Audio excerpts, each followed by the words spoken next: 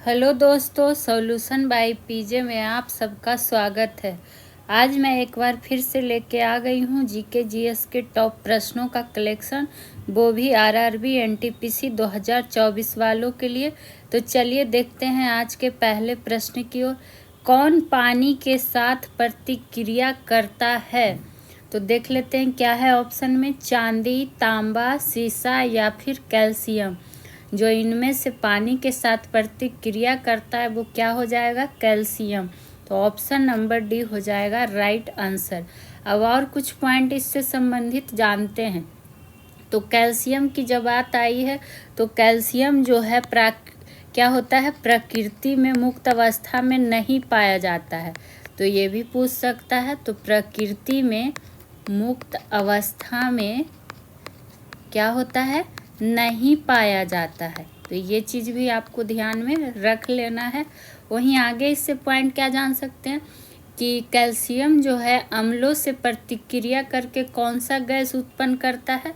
तो उसको भी नोट डाउन कर लीजिए कि ये अम्ल से प्रतिक्रिया करके कौन? तो कैल्शियम अम्ल से प्रतिक्रिया करके कौन सा गैस उत्पन्न करता है? तो हाइड्रोजन गैस। बारी बारी से सारे क्वेश्चन का डिटेल करते चलेंगे इसी तरह से, और डेली ऐसे ही होता है। तो हाइड्रोजन गैस उत्पन्न करता है। और आपको पता है कि दूध में सर्वाधिक मात्रा में पाए जाने वाला तत्व भी कौन सा है? तो वो कैल्शियम में ही है। तो दूध में सर्वाधिक मात्रा में पाया जाने वाला तत्व। क्या पता प्रश्न किस तरह से पूछ ले, तो हर रूप से देख लेना है। ठीक। वहीं बात करें अगर चांदी का, जो कि ऑप्शन नंबर ए है, तो चांदी का निष्कर्षण मुख्यतः किस अयस्क से किया जाता है? ये पूछा जाता है। तो अर्जेंटाइट अयस्क से। किससे? तो अर्जेंटाइट अयस्क से क्या किया जाता है? चांदी का निष्कर्षण किया जाता है। ठीक। वहीं आगे की बात कर ले तो धातु में चांदी जो है सबसे अच्छा सुचालक है। तो ये भी पूछता है कि धातु में सबसे अच्छा सुचालक कौन होगा? तब चांदी ही हो जाएगा। तांबा को उत्कृष्ट धातु भी कहा जाता है और यह एक संक्रमण तत्व है। तो इसको ध्यान रख सकते, कौन सा धातु कहा जाता है? तो उत्कृष्ट धातु। ये सब पॉइंट नोट डाउन करते हुए आगे की ओर बढ़ेंगे। और सीसा की अगर बात आ गई तो सीसा एक ऐसा तत्व है जिससे कागज पर लिखने का काम किया जाता है। ठीक। अब बढ़ेंगे आज के दूसरे प्रश्न की ओर। उस जोड़े की पहचान करें जो कीड़ों के लार्वा के उदाहरण हैं। और ऐसे प्रश्न साइंस के इम्पोर्टेंट हो सकते हैं एग्जाम के लिए, तो ज़रूर नोट डाउन करिएगा जो पॉइंट बताया जाएगा। तो सुंडी, देखिए ऑप्शन पहले देखते हैं। इल्ली एवं भृंग, सुंडी एवं मक्खियाँ, भृंग एवं मक्खियाँ, या फिर सुंडी एवं इल्ली। तो जो कीड़ों के लार्वा के उदाहरण हैं वो है सुंडी एवं इल्ली जोड़े। तो कहाँ है? ऑप्शन नंबर डी होगा राइट आंसर। वही बात करें तो जो कीट जंतु होते हैं वो किस समुदाय के अंतर्गत आते हैं? तो आर्थ्रोपोडा के अंतर्गत। तो ऐसे नोट डाउन कर सकते हैं कि कीट जंतु जगत के समुदाय किसके अंतर्गत आते हैं? आर्थ्रोपोडा के अंतर्गत आते हैं। आपको सारे विषय का प्रश्न डेली कराया जाता है जीके जीएस का। तो आप लोग जो भी फॉर्म भरे हैं एग्ज़ाम देने वाले हैं तो वो इस सेशन को देख सकते हैं। वहीं बात करें कीटों का जो पूर्ण रूपांतरण होता है तो यह 4 दशाओं पर वर्धित होता है। जब रूपांतरण की बात आएगी कीटों का तो कितने चरण में होता है ये पूछ लिया जाता है। तो 4 चरण, अंडा, लार्वा, 4 दशा कहिए, 4 दशाओं पर आधारित होता है। तीसरा प्यूपा, और चौथा कौन सा हो जाएगा? प्रौढ़। तो ये सब ध्यान रखना है, क्या पता पूछते इसमें से कौन नहीं होगा। तो पहले ध्यान रहना चाहिए कि कौन सा होगा। अब बढ़ेंगे आज के तीसरे प्रश्न की ओर। अभी आपको साइंस के प्रश्न मिल रहे हैं, बारी बारी से सभी विषय के मिलते चलेंगे। विद्युत हीटर का एलिमेंट किस मिश्र धातु का बना होता है? तो ये जो बना होता है एलिमेंट नाइक्रोम का, तो ऑप्शन नंबर ए हो जाएगा राइट आंसर। और जान लेते हैं, तो नाइक्रोम है जो किसका मिश्र धातु होता है, ये भी पूछ सकता है। तो नाइक्रोम जो है ये निकेल और क्रोमियम, किसका? तो निकेल एवं क्रोमियम का मिश्र धातु होता है नाइक्रोम। वहीं बात करें तो विद्युत हीटर का जो तार है विद्युत धारा के ऊष्मीय प्रभाव पर कार्य करता है। तो इसका जो तार है किसके प्रभाव पर काम करता है? तो विद्युत धारा के ऊष्मीय प्रभाव पर, ऊष्मीय प्रभाव पर क्या करता है? कार्य को करता है। वहीं विद्युत बल्ब की अगर बात करें तो फिलामेंट के रूप में किसका उपयोग किया जाता है? काफ़ी बार पूछा भी गया, तो उसको भी आप लोग लिख सकते हैं कि विद्युत बल्ब फिलामेंट के रूप में, किसके रूप में? तो फिलामेंट के रूप में किसका प्रयोग किया जाता है? तो टंगस्टन का प्रयोग किया जाता है। आप ही लोग के लिए लिखा जा रहा है, तो आप लोग भी साथ ही साथ नोट डाउन जरूर करेंगे, आपके रिवीजन में आपको हेल्प करेगा। ठीक। वहीं सर्वाधिक विद्युत चालकता की अगर बात आती है तो वो किसकी होती है? सिल्वर की होती है। और विद्युत चालकता के आधार पर आपको कभी धातु का क्रम भी दर्शाने के लिए पूछ दिया जाता है कि इनमें से क्रम कौन सा सही है या नहीं सही है, तो उसको भी ध्यान रख सकते हैं। किसके आधार पर? तो विद्युत चालकता के आधार पर क्रम।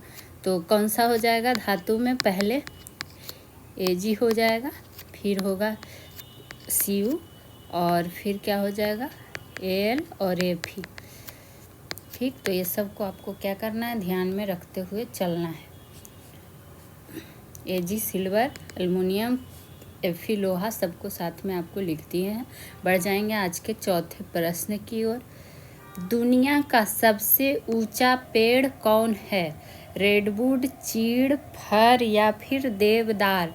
तो जो दुनिया का सबसे इसको लंबा पेड़ भी कहीं लिख सकता है या फिर ऊंचा पेड़, तो ये हो जाता है रेडवुड। तो कहाँ है? Option number A. वहीं बात करें अगर पूछे कि सबसे लंबा आवृत वृक्षी वृक्ष कौन सा होता है, तो उसको भी ध्यान से लिख सकते हैं क्या? कि सबसे लंबा आवृत बीजी वृक्ष कौन सा है, पूछा हुआ प्रश्न है। तो ये कौन सा हो जाएगा? ऑस्ट्रेलियन, नाम इसका क्या है? Australian eucalyptus. ठीक। वहीं बात करें तो और क्या जान सकते हैं? जैसे क्या है यहाँ पे? चीड़। तो चीड़ भी कैसा पौधा है? तो अनावृत बीज पौधा है। अनावृत बीज पौधा है कौन? चीड़। साइकस भी अनावृत पौधा ही है। देवदार की अगर बात कर लेंगे तो एक सीधा तना वाला ऊंचा शंकुधारी पेड़ है। तो हर किसी में कुछ लिखना ज़रूरी नहीं है, जो मेनली रहता है हम आपको बोल देते हैं कि किसको नोट डाउन करते हुए चलना है। अब बढ़ेंगे आज के 5वें नंबर प्रश्न की ओर। पहला मुगल बादशाह कौन था? ये प्रश्न तो आपको आंसर पता होगा, और आपको द 10 मिनट शो में बाबर पढ़ाया गया है। इससे जो भी संबंधित पॉइंट बने हैं 10 मिनट में आपको बताया गया है। तो आप लोग द 10 मिनट शो बाई पीजे भी देखा कीजिए। तो पहला मुगल बादशाह कौन था? बाबर। तो ऑप्शन नंबर बी होगा राइट आंसर। वहीं बाबर का अगर वास्तविक नाम पूछ देगा तब क्या हो जाएगा? जहीरुद्दीन मोहम्मद इसका वास्तविक नाम था। और आपको उसमें हम डिटेल के साथ पूरा बाबर से संबंधित बता चुके हैं, तो आप लोग देखिएगा ज़रूर। और अभी मुग़ल शासक सारा करवाया जाएगा बारी बारी से। ठीक। वहीं बात करें तो बाबर के पिता का नाम क्या था? तो उमर शेख मिर्ज़ा। और क्या कहता है, बाबर ने 1526 का युद्ध हिस्से है जो काफ़ी क्या है पूछा गया है। कौन सा युद्ध? तो पानीपत का प्रथम युद्ध, जो कि बाबर और किसके बीच हुआ था? बाबर और इब्राहिम लोदी के बीच हुआ था। इब्राहिम लोदी के बीच हुआ था, जिसमें बाबर की जीत हुई थी, इब्राहिम लोदी की हार हुई थी। और बाबर ने भारत पर कितने बार आक्रमण किया है? तो बाबर ने भारत पर 5 बार आक्रमण किया है। ये क्वेश्चन भी पूछा गया है। बाकी आपको डिटेल के साथ बताया भी गया है। खानवा का युद्ध, चंदेरी का युद्ध, घाघरा का युद्ध सब बताया गया। तो आप लोग उस सेशन को जाके देख लिया कीजिए। अब आइए प्रश्न नंबर 6 की ओर बढ़ेंगे। 6 पर देखते हैं क्या है हमारा 6ठा नंबर प्रश्न। सिंधु घाटी सभ्यता आ गया। सिंधु घाटी सभ्यता की लिपि कौन सी है पूछा गया। तो लिपि है जो भाव चित्रात्मक थी। तो ऑप्शन नंबर ए होगा राइट आंसर। और ये प्रश्न इम्पॉर्टेंट है, काफ़ी बार एग्जाम में पूछा हुआ प्रश्न है, तो इसको ध्यान रखना है। वही बात करें अगर सिंधु घाटी सभ्यता की लिपि की, तो 2 तरफा लिखी जाती थी, यानी कि दाएं से बाएं और बाएं से दाएं, दोनों तरफ से लिखी जाती थी। दाएं से बाएं और क्या कहता है, बाएं से दाएं। तो ये तो ध्यान रखना ही है। और जो क्या कहता है, कनिंघम ने ही 1873 में बताया था कि भाव चित्रात्मक लिपि का संबंध किस लिपि से है। तो इसका जो संबंध है ये ब्राह्मी लिपि से है। किससे है? तो ब्राह्मी लिपि से है। और इस चीज़ को बताया किसने था? तो कनिंघम ने। तो हो सकता है आपको यही पूछ दे कब बताया था, तो 1873 में। ठीक। और ब्राह्मी लिपि को सबसे पहले पढ़ा किसने था? तो जेम्स प्रिंसेप ने। वो तो आपको बहुत बार लिखा चुके हैं। वहीं बात करें कि सिंधु लिपि में किसका किसका चिन्ह मिलता है, तो कुछ कुछ पॉइंट जैसे ध्यान रख सकते हैं कि चिन्ह इसमें मिलता है मछली का, चिड़िया का या मानवा कीर्ति आदि के चिन्ह कहाँ मिलते हैं? सिंधु लिपि में मिलते हैं। और सिंधु लिपि भारत की प्राचीनतम लिपि है, किंतु अभी तक इसे पढ़ा नहीं जा सकता है। तो ये भी आपको क्या कर सकते हैं, पॉइंट को नोट डाउन कर सकते हैं कि सबसे प्राचीन लिपि है, लेकिन इसको अभी तक पढ़ा नहीं जा सकता है। बढ़ेंगे आज के 7वें नंबर प्रश्न पे। और 7वें नंबर पे जाने से पहले आप लोग से रिक्वेस्ट है कि प्लीज़ चैनल को सब्सक्राइब करें, वीडियो को शेयर लाइक ज़रूर करें।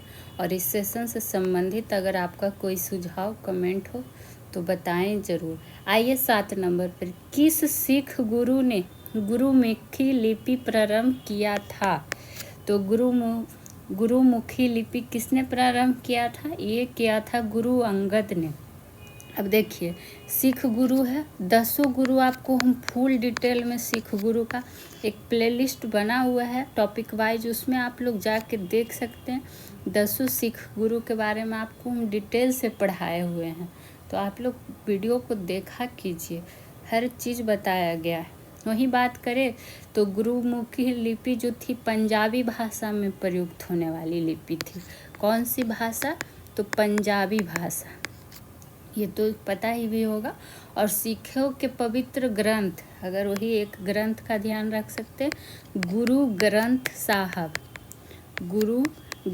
साहब की रचना जो है इसी गुरुमुखी लिपि में की गई है। किस लिपि में की गई है?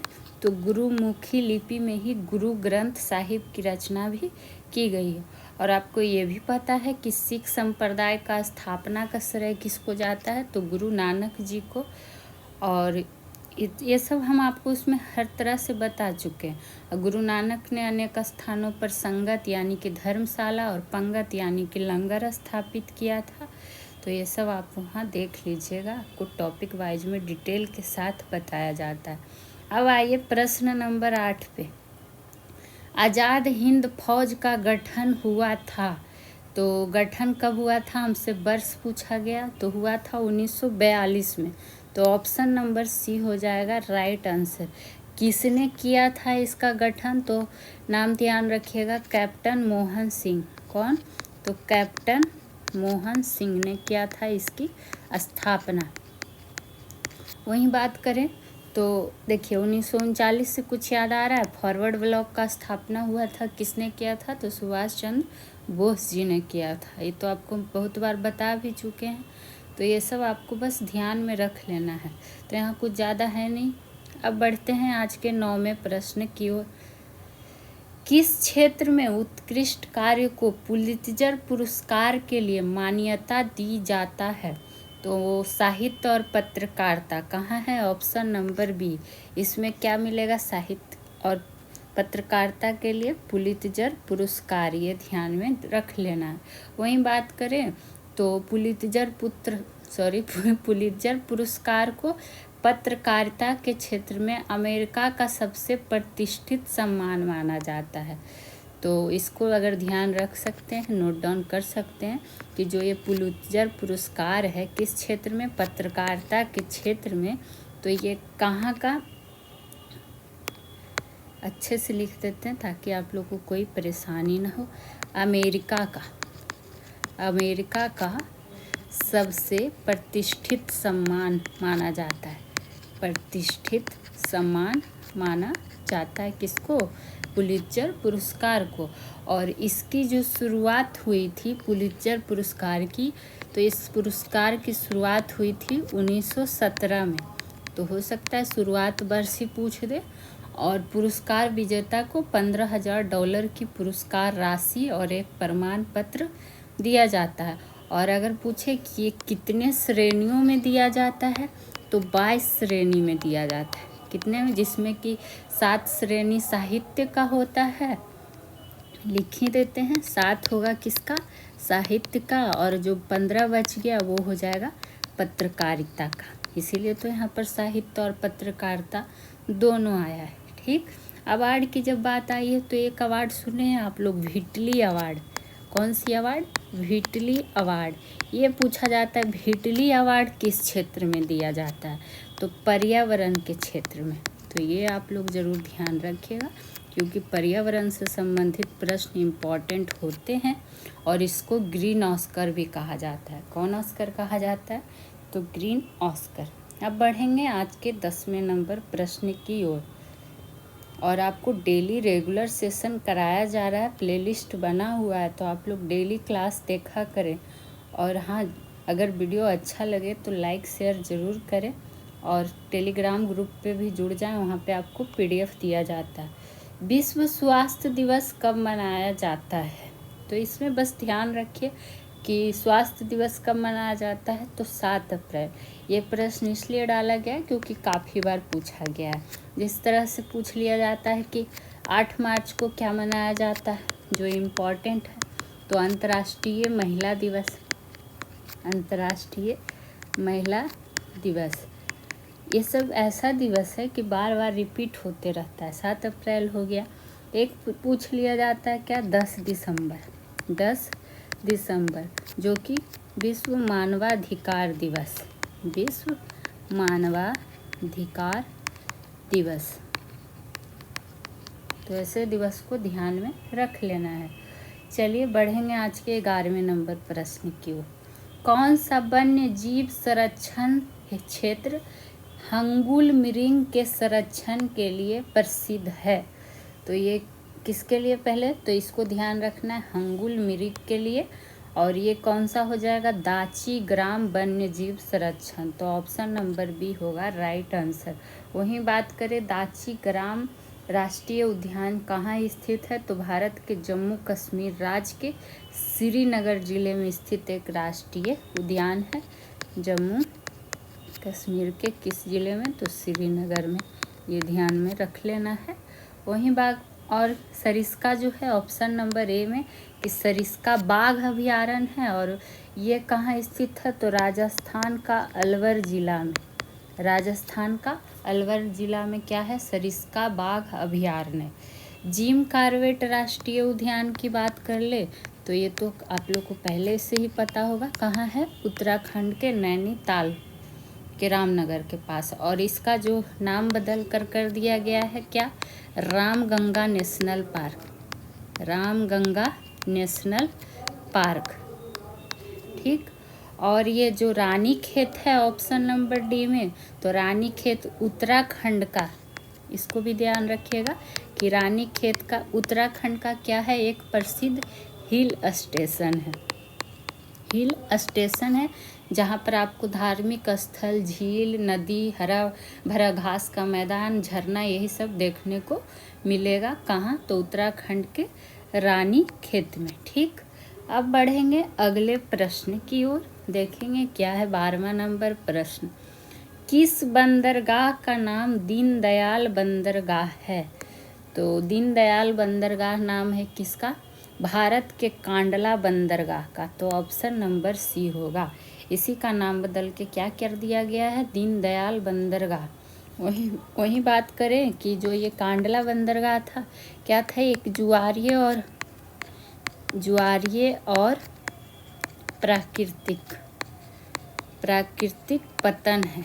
कौन? दीनदयाल बंदरगाह, जिसका पहले नाम था कांडला बंदरगाह। ठीक, तो ये सब ध्यान रख सकते हैं। वहीं बात करें, भारत के पूर्वी तट पर है तूतीकोरन बंदरगाह, जो कि कहाँ स्थित है? तो तमिलनाडु में। जहाँ लगता है कि जिससे जो पॉइंट बताना है हम आपको खुद बता देते हैं।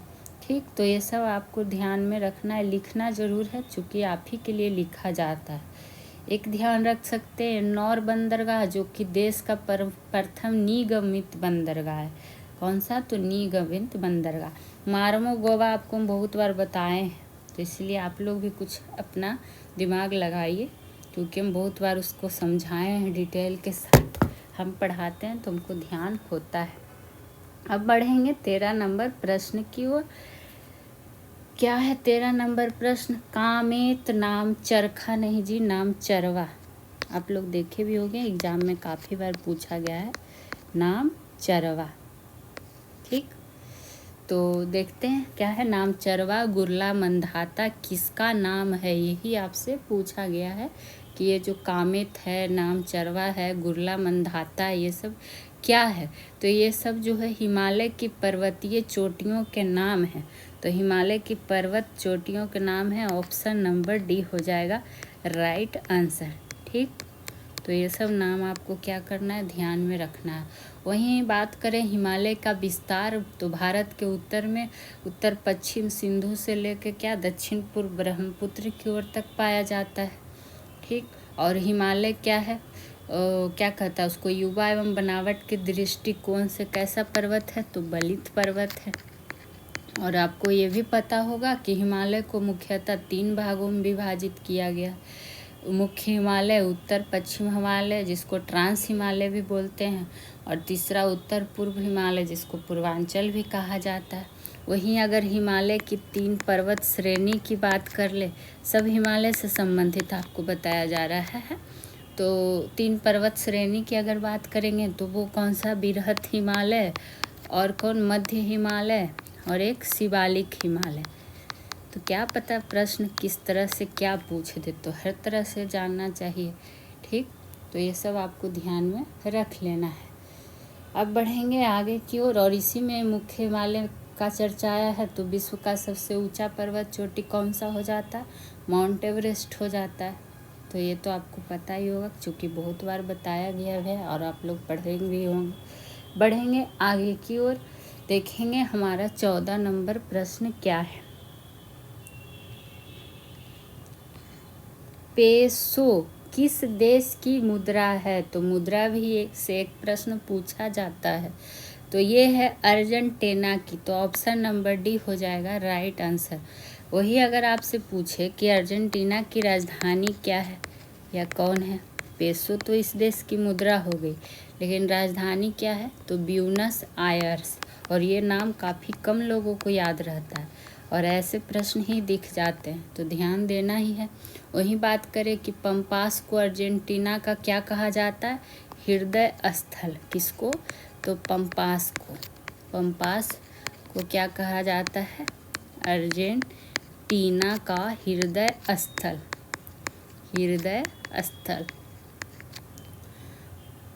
वहीं बात आ गई अगर ब्राज़ील से, तो ब्राज़ील को कहवे का घर या पात्र के नाम से भी जाना जाता है।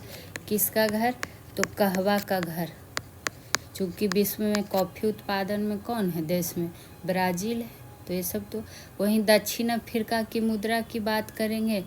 हाँ, ब्राज़ील का अगर मुद्रा पूछ लेगा तो मुद्रा की अगर बात करेंगे तो ये क्या है, ब्राजीलियाई, यहीं पर लिख देते हैं छोटा सा, ब्राजीलियाई रियल मुद्रा का नाम है इसका, ठीक।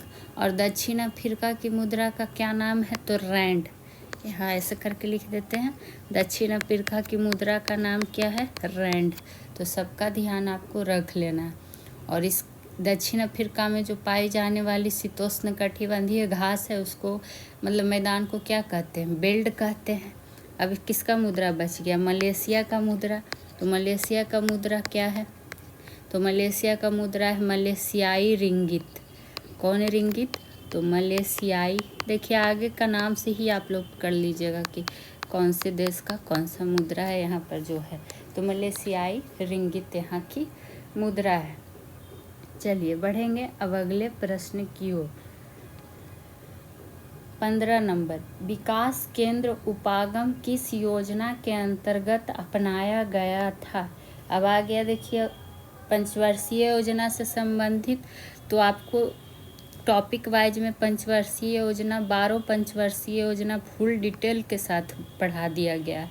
तो आपको इसीलिए बोलते हैं कि क्लास देखा कीजिए टॉपिक वाइज से लेके प्रैक्टिस सेशन तक, तभी आपका क्लियर होते चलेगा। यहाँ हमसे विकास केंद्र उपागम पूछा गया, तो ये हुआ था चतुर्थ पंचवर्षीय योजना के तहत।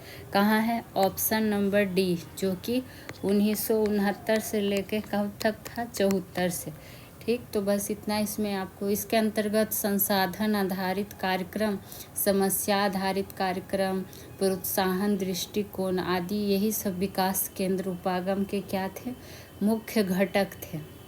बढ़ेंगे 16 नंबर प्रश्न की ओर। ग्रामीण स्थानीय शासन का पंचायती राज नामांकन किस भारतीय नेता के सुझाव का परिणाम था। तो ये पहले तो अंडरलाइन कर लीजिए कि क्या चीज़ हमसे पूछा जा रहा है। तो ये जो था महात्मा गांधी जी के सुझाव का परिणाम था, तो ऑप्शन नंबर डी हो जाएगा राइट आंसर।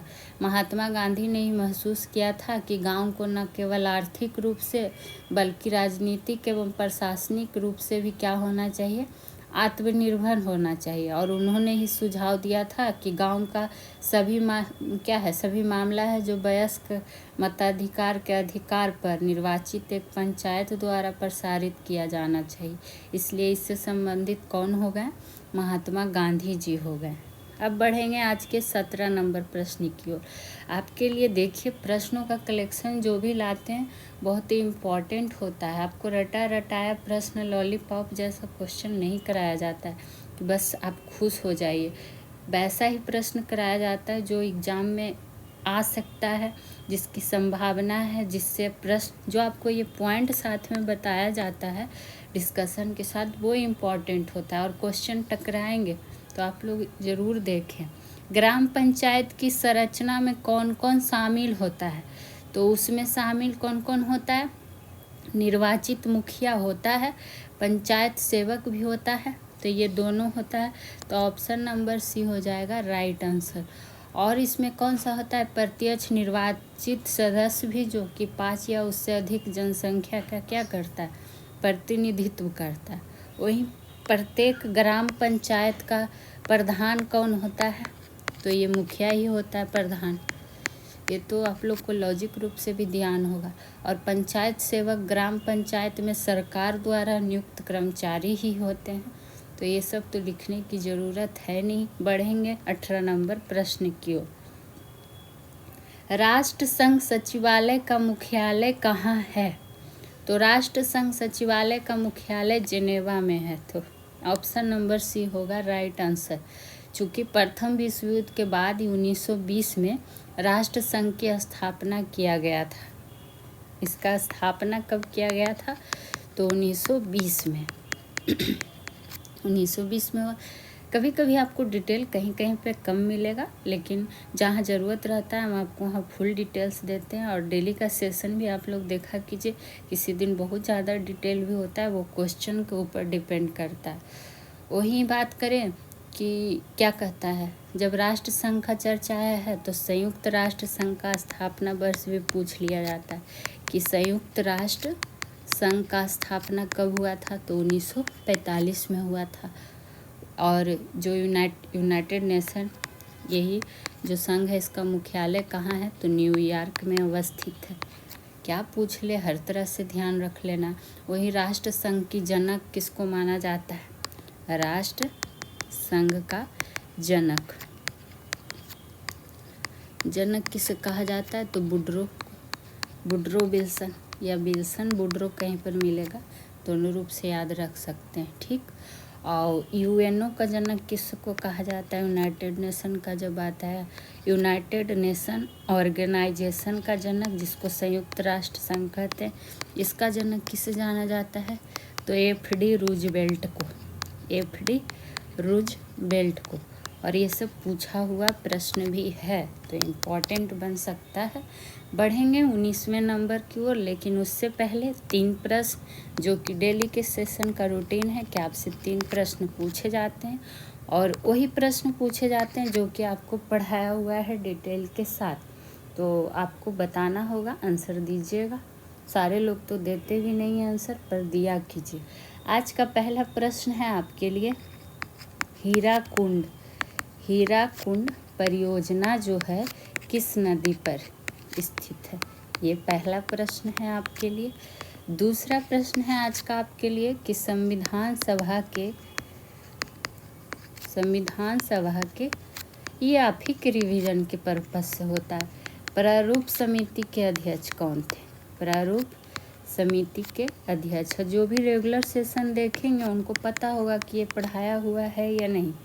तीसरा प्रश्न है आपके लिए आज का कि WTO यानी कि वर्ल्ड ट्रेड ऑर्गेनाइजेशन का मुख्यालय कहाँ स्थित है, तो ये तीनों प्रश्न का जवाब आपको देना है। और इसके पहले जो सेशन हुआ उसमें जो आपसे प्रश्न पूछा गया था उसका आंसर हम बता देते हैं। पहला प्रश्न आपसे पूछा गया था कि मीराबाई चानू किस खेल से संबंधित है, तो भारोत्तोलन से। किससे, भारोत्तोलन से। दूसरा प्रश्न आपसे पूछा गया था कि नींबू में डायवैक रोग किस तत्व की कमी से हो जाती है, तो तांबा की कमी से। तीसरा प्रश्न आपसे पूछा गया था कि नंदा देवी राष्ट्रीय पार्क कहाँ है, तो उत्तराखंड में। तो ये तो हो गया प्रश्न आंसर। अब बढ़ेंगे आज के 19वें प्रश्न की ओर। देखिए क्या है, हाँ आ गया 19 नंबर। राष्ट्रीय आपात के उद्घोषणा के समय संसद किस अनुच्छेद के तहत राज्य सूची के विषय पर कानून बना सकती है, और ये इम्पॉर्टेंट प्रश्नों में से एक है। तो ये होता है किस अनुच्छेद के तहत, तो अनुच्छेद 250 के आधार पर। तो ऑप्शन नंबर बी हो गया राइट आंसर। और वही आपको पता है कि विदेशी आक्रमण या फिर आंतरिक भाग में जब सशस्त्र विद्रोह की अवस्था होती है तो राष्ट्रपति जो है राष्ट्रीय आपातकाल की घोषणा करते हैं, और आपातकाल की घोषणा संघ का मंत्रिमंडल के लिखित सिफारिश से ही किया जाता है। वहीं बात करें अनुच्छेद 252 की, तो इसके आधार पर संसद 2 या 2 से अधिक राज्यों की सहमति से संसद राज्य सूची के विषय पर कानून बना सकता है। तो पॉइंट को समझना है कि क्वेश्चन हमसे पूछा क्या जा रहा है। अगर पूछे कि संसद 2 या 2 से अधिक राज्यों की सहमति से संसद राज्य सूची के विषय पर कानून बना सकता है, लेकिन किस अनुच्छेद के आधार पर, तब अनुच्छेद 252 के आधार पर। और इतना लिखना पॉसिबल नहीं है, इसलिए अच्छे से बोल दिया गया ताकि आप लोग सुन के नोट डाउन करें। वहीं अगर अनुच्छेद 249 की बात आती है तो इसके आधार पर राज्यसभा की, इसको लिख देते हैं कि राज्यसभा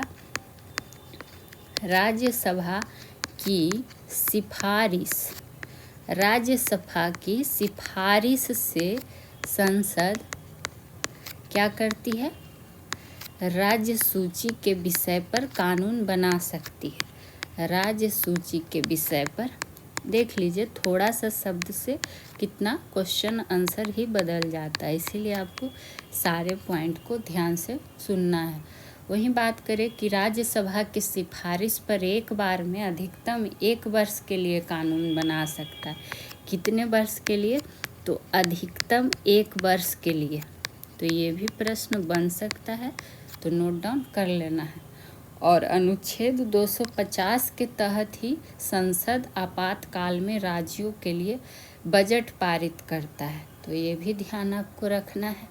चलिए, बाकी आपको पता है कि अनुच्छेद 352 से लेकर 360 के बीच राष्ट्रीय आपातकाल से संबंधित प्रावधान है। अब बढ़ेंगे आज के लास्ट क्वेश्चन की ओर, जो कि है 20वां नंबर प्रश्न। और हाँ, आपसे रिक्वेस्ट है कि प्लीज़ अच्छा लगे वीडियो को तो लाइक करना ना भूले, लाइक शेयर सब्सक्राइब जरूर करें। क्रिकेट के पिच की लंबाई होती है, तो ये जो लंबाई होती है 20.12 मीटर, तो ऑप्शन नंबर बी होगा राइट आंसर। वहीं बात करें क्रिकेट खेल की जो शुरुआत हुई थी 14वीं सदी में, कब हुई थी? तो 14वीं सदी में इंग्लैंड से हुई थी, इंग्लैंड को ही माना जाता है। वही बात करें क्रिकेट का एक टीम में कितना खिलाड़ी होता है, तो 11 खिलाड़ी होता है। और क्रिकेट पिच, ये तो लंबाई हो गई, लेकिन वही चौड़ाई अगर पूछे कि क्रिकेट पिच की चौड़ाई कितनी होती है, तो चौड़ाई होती है 10 फीट। जो क्रिकेट बहुत पसंद करते होंगे उनको तो डिटेल याद ही होगा। वहीं क्रिकेट के स्टंप्स की जो लंबाई होती है, क्या पता किसकी लंबाई चौड़ाई पूछ दे, तो स्टंप्स की लंबाई जो होती है वो 71 सेंटीमीटर होती है। तो ये पिच की लंबाई जान गए, चौड़ाई जान गए, स्टंप्स की लंबाई भी जान गए। और क्रिकेट को क्या कहा जाता है? भद्रजनों का खेल। ये बहुत कम लोगों को पता होगा कि ये किसको संज्ञा दिया गया है, क्या? तो भद्रजनों का खेल किसे कहा जाता है? तो क्रिकेट को ही कहा जाता है। तो आज का सेशन कैसा लगा बताइएगा ज़रूर। फिर मिलेंगे टॉप प्रश्नों का कलेक्शन लेके नेक्स्ट सेशन में। तब तक के लिए थैंक यू।